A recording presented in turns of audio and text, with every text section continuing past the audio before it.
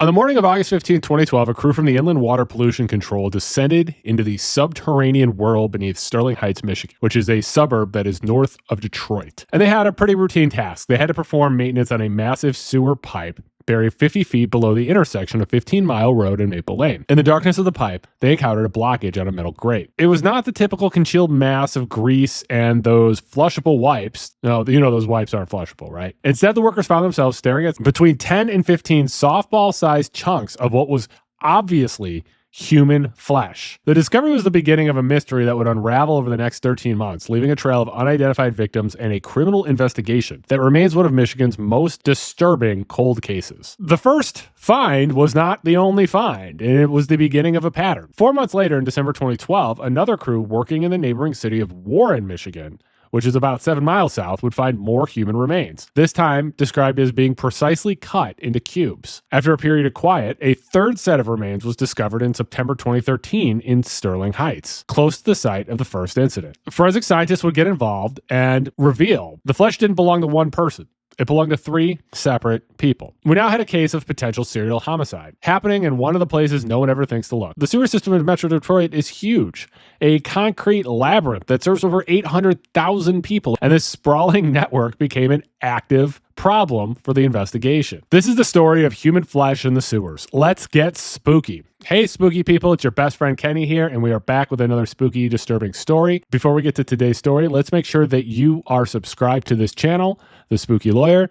Make sure that you like and share this video. The workday for the sewer maintenance crew began like any other. Deep below Sterling Heights, they shut down 2 sewer lines to drain water from the massive pipe, allowing them to perform repairs. Then, on a metal grate, they found the remains. The initial call to the Sterling Heights Police Department reported the discovery of human body parts. Lieutenant Luke Riley described the find as a dozen small pieces. The remains consisted of flesh, significant amounts of subcutaneous fat, and slight traces of muscle tissue. There were no bones, no internal organs, and no appendages, and nothing that would consider a full body part like an arm or a leg. The Macomb County Medical Examiner's Office was called to the scene, and their initial assessment provided the first clue. The tissue showed no signs of decomposition, and this was unusual for remains found in such a harsh bacterial-rich environment. Based on the condition of the flesh, the medical examiner estimated that the time between death and discovery could be as short as 2 hours. This meant that the person responsible had disposed of the remains almost immediately before the workers found them. The crew had been working in the area the previous day, confirming that the flesh had been deposited within the last 24 hours. This narrow time frame was a valuable piece of information and a source of frustration. It suggested a recent act, yet the vastness of the sewer network made it impossible to pinpoint where among its many miles the act of a disposal had occurred. The remains were transported for forensic analysis, where DNA testing quickly began to paint a partial picture of a victim. By early November 2012, Sterling Heights Police announced that the test had confirmed that the remains belonged to a single individual,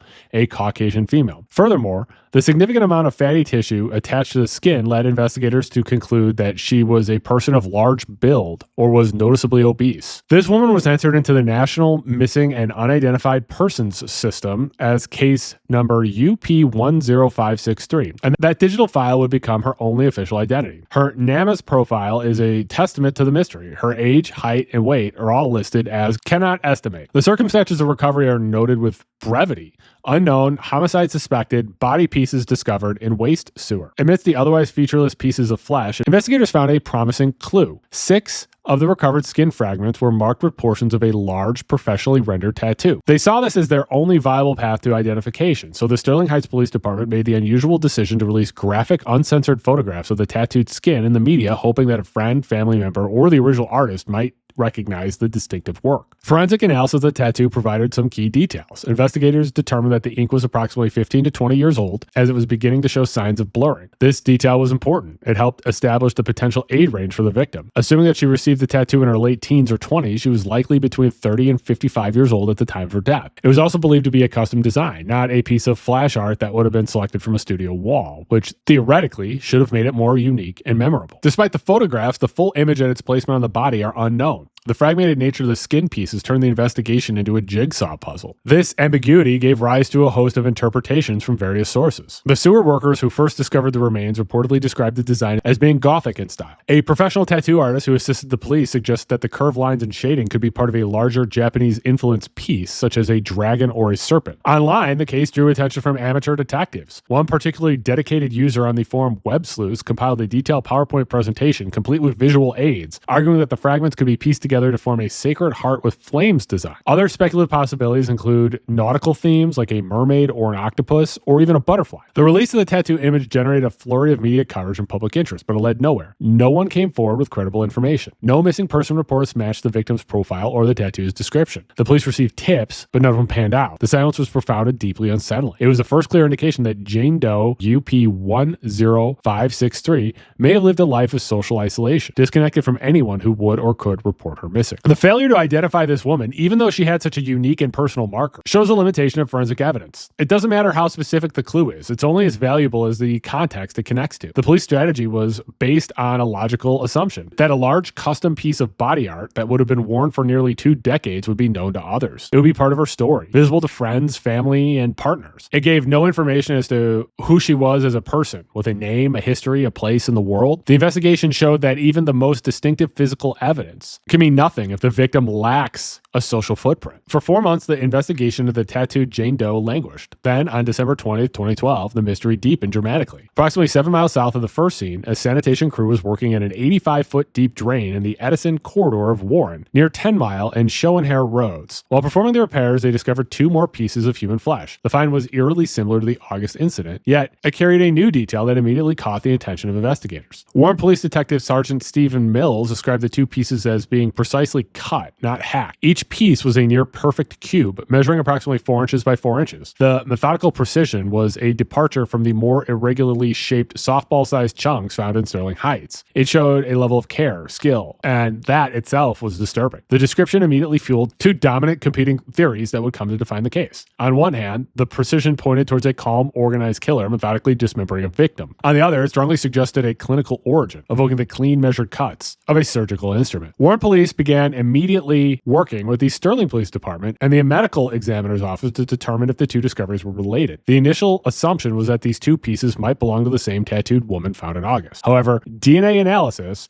delivered a blow to this theory and changed the course of the investigation. The results were clear. The flesh found in Warren belonged to a completely different person. What had been a bizarre but limited gruesome discovery was now a pattern. The DNA proved that there were at least 2 victims, their remains disposed of in the same manner, in the same sewer system, just months apart. The possibility of a serial killer was now a primary theory. As the police commissioner stated at the time, the fact that it comes from different persons makes us more aggressive in our investigation. We need answers. The DNA profile of the second victim was similar to the first in only the most basic ways. She was determined to be a Caucasian female, but unlike Jane Doe UP10563, the new victim offered investigators absolutely nothing to work with. The 2 small cubes of flesh were composed of skin, fat, and a small amount of muscle tissue. They had no tattoos, no scars, or any other distinguishing marks. This individual was logged in the national database as NamUs UP11130, and her case file is even more barren than the first, a digital void reflecting the absolute lack of information available to law enforcement. She had no unique identifiers to release to the public. The description of the remains as precisely cut became a critical point in the investigation. The methodical nature of the cut suggested an organized and forensically aware offender, someone who was not acting in a fit of passion, but was engaged in a calm and controlled process of concealment. It painted a portrait of a killer who was both patient and proficient. On the other hand, the detail provided an even more compelling evidence that this was medical waste being illegally dumped. Haphazard, hacked pieces of body are less likely to originate from a professional clinical setting. However, precisely cut squares of skin and subcutaneous fat are consistent with the tissue removed during certain medical procedures, particularly cosmetic surgeries like a tummy tuck or other large-scale tissue removal for weight loss. The detail of the precise cut of the human flesh deepened the puzzle. It was evidence that supported 2 fundamentally different and mutually exclusive theories. Following the Warren discovery, the case entered a 9-month period of silence. The winter and spring of 2013 passed without incident, leaving investigators with 2 unidentified victims and no new leads. Then, on the morning of September 25th, 2013, the pattern resumed. A crew from the Inland Water Pollution Control, the same company that made the first discovery, was working on a sewer line in Sterling Heights. They were once again near 15 Mile Road and Maple Lane, in the same area as the original find. They would find 3 more pieces of human remains. The remains were familiar, pieces of skin and fatty tissue with some remnants of muscle. They were small enough to have been flushed down a toilet or dropped into a cleanout anywhere along the line. The pieces were turned over to the Macomb County Medical Examiner's Office for analysis. Again, the initial suspicion was that these remains might be connected to the first victim, the tattooed woman found just a short distance away over a year earlier. However, DNA samples were extracted and sent to the University of North Texas Center for Human Identification for testing, and the results confirmed that it didn't match Jane Doe UP11130.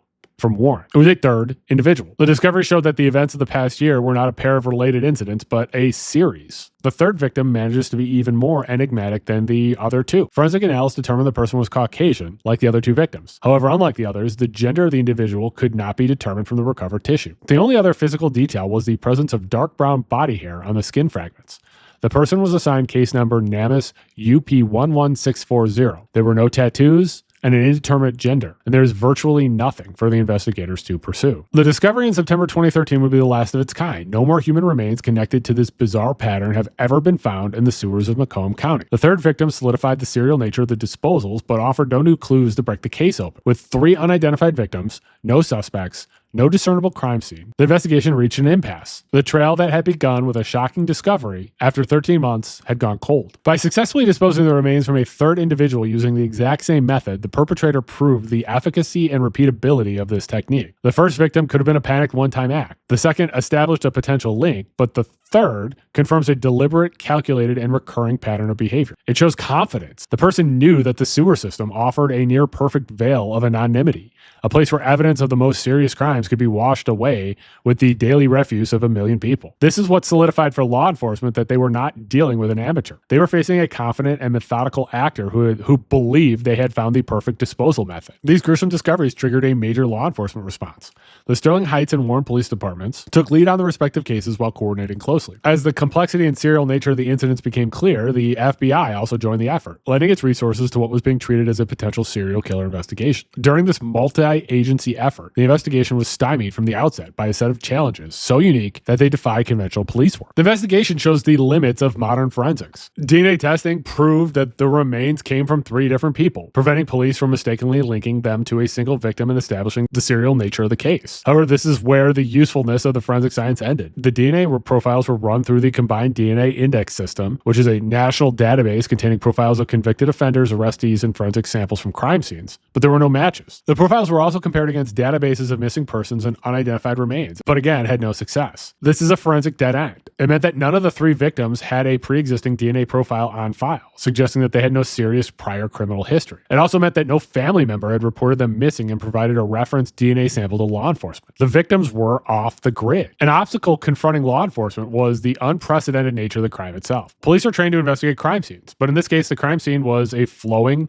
21-mile-long sewer line that served hundreds of thousands of homes and businesses before reaching its destination. The Warren Police Commissioner would express his frustration by saying, "There's no investigative blueprint to investigate this kind of situation." Investigators had no way of knowing where the flesh had entered the system, and pieces were small enough to have been flushed down a standard toilet, disposed of in a basement cleanout, or dropped through a manhole cover anywhere along the vast network. And this eliminated the possibility of establishing a primary crime scene, the place where the victims were most likely killed. Since they had no location, they had no neighbors to canvass, no security footage to pull, and no geographic starting point where they could build the case. They only had the endpoint of disposable, a random grate in the sewer where the pieces just happened to snag. Since they were unable to generate leads through traditional methods, law enforcement turned to the public as their last resort. Their media strategy hinged on the one unique piece of evidence that they had, the partial tattoo from the first victim. They would distribute images through local and national news outlets, with pleas for anyone who recognized the design to contact police. The approach generated media attention and public discussion, but failed to produce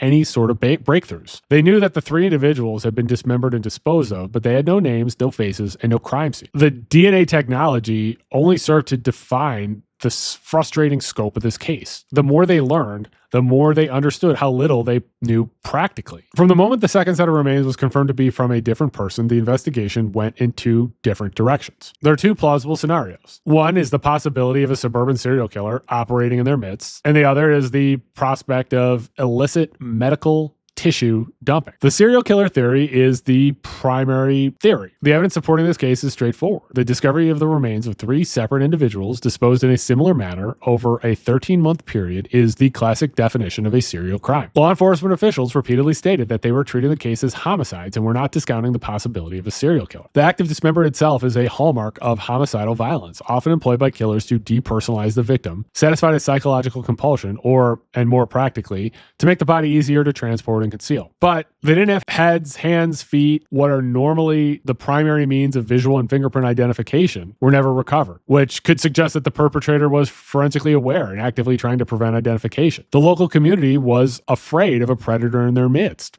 with local news coverage fueling speculations about a morbid feeling and a nervousness that a killer was active in the area. The choice of a sewer as a disposal site also fits this theory, as it offers a high probability of the evidence being destroyed, diluted, and washed away from any primary crime scene. The serial killer theory captured the public's imagination, but investigators also gave serious weight to another explanation, that the flesh was improperly disposed of medical waste from a legitimate or maybe even illegal surgical practice. The best evidence of this theory is the specific nature of the remains. In all three discoveries, the material consisted exclusively of skin, subcutaneous fat, and small amounts of muscle tissue. The absence of bone, vital organs, or entire limbs is unusual for a typical homicide dismemberment, but it is consistent with tissue removed during certain medical procedures. Police stated that the findings were somewhat consistent with medical procedures, plastic surgery, or weight loss surgery. And this theory is bolstered by the forensic profile of the two victims, both of whom were described as Caucasian females with a large build. This makes them prime candidates for procedures such as a tummy tuck or other body contouring surgeries where large sections of skin and fat are removed. The description of the remains from the second discovery as precisely cut cubes also gives a significant credibility to this theory. These methodical and clean cuts are indicative of a scalpel in the hands of a trained professional than a saw or knife used in a violent post-mortem dismemberment. This theory suggests that a clinic that maybe lacked proper licensing or was trying to avoid the high cost of biohazard disposal, chose the sewer system as a free and convenient way to get rid of surgical waste. Although it's plausible, the police have called this theory unlikely, even though they refused to rule it out. One of the main questions was whether the sheer volume of tissue from the first discovery, 10 to 15 softball-sized pieces, could have been safely removed from a single living patient in one procedure. However, this doesn't rule out the possibility that the tissue could have come from a deceased individual whose body was being used for illicit medical training, or that the pieces were the accumulated waste from several smaller procedures on one or more patients. And the fact that there are no missing person reports suggests a killer who preys on marginalized, socially isolated individuals. But it also supports that the victims are not dead at all, but are living patients who are completely unaware that the tissue removed from their bodies during surgery was later dumped into the sewer. More than a decade has passed since the last piece of human flesh was pulled from the sewers beneath Sterling Heights. The case that once sparked fears of a serial killer and prompted a massive multi-agency investigation is cold, leaving behind only unanswered questions and 3 ghosts. The only public acknowledgement of the existence of these 3 individuals are their profiles in the National Missing and Unidentified Person System, UP10563, UP11130,